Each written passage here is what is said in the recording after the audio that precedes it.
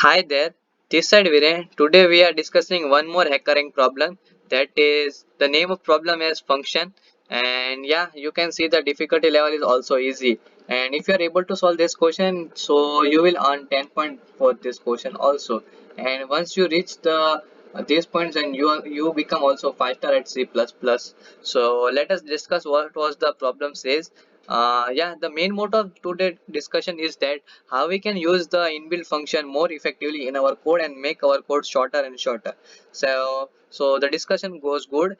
Please be at the end of the video, so you will learn something new from this video. So yeah, here some information about the function is given, that what is the argument, what is the parameter, how we can pass parameter from this. If you want to recap the concept of function, you can go for it. So let us come to the input format. Here it is given that input will contain four integer a b c d, one per line. So yeah, so like this they will give in, we have to take input from the user from each and every new line, and we have to return the greatest of the four number.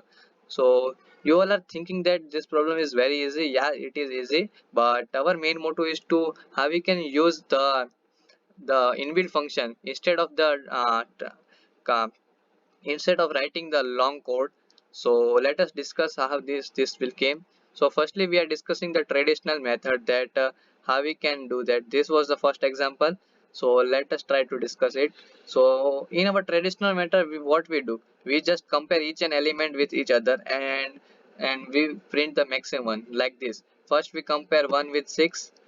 So if it is greater, no, it's 1 is not greater, so we will move forward. We will compare 6 with 1 now. So yeah, 6 is greater than 1. So we again compare with 6 with 2. So yes, 6 is again greater than 6 2. And now in last we again compare 6 with 4. So here we get 6 greater than. So we will print a 6 as answer for this question. So this was the second, the second test case I consider. So here also we will do same with 1 we consider and compare with 1. It is false here. Now we compare 1 with 0. So yes, this is greater than 0. Again we are comparing 1 with 1. It is equal to, both the number are 1, so we will print 1 here also. So let us see first how we will do coding with the traditional method. So yeah, here I do like this, the same as I explained early.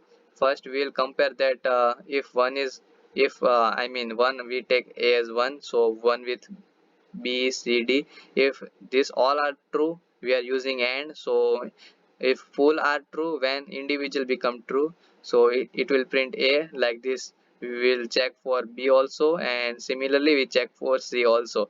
And if these all are incorrect, then we will print d. So yeah, this is the simple logic I use. Let us try to execute our code. So yes, we are getting. So this is the simple logic. You all might familiar with this also. So let us submit. It will pass all the test cases or not.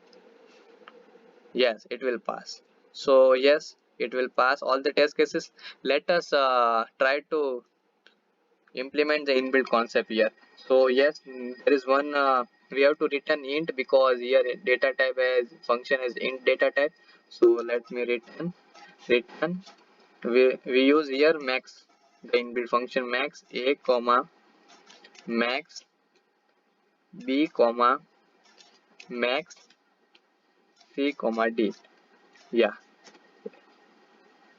let me correct this. Max, yeah, this is the simple logic. You can notice that how the code becomes small. Let me explain what this function do. Here we use max for recursion. It will do recursion. So firstly we pass has a one parameter as a, and second parameter has this whole function, the call of max function again here. And in this max function we pass first parameter as b, and we call again max function. And here we passed has two parameters, that is c and d. So we will get any one out, c or d. So yeah, it will work as a integer for second call of max. And again we have two integer, so we will get again one integer for this. and again we have two integer for first call of max. And yes, in after coming out from this recursion function, we will get our max as output. So let us run in code, it is given or not. So let me run for one test case first. So yes, you can see that we are getting 6 as our output and expected is also 6. So let us try to submit this code and see. Yes, right. It will work for all the test cases. So yes, today's motto of this video is to learn how we can use the inbuilt function and make our code smaller. So yes, thank you for watching this video. If you have any doubt related to anything, you can freely comment down in a comment section. And if you are new to my channel, please subscribe. And if you find something new and you can learn something new, so please like this video. Thank you for watching.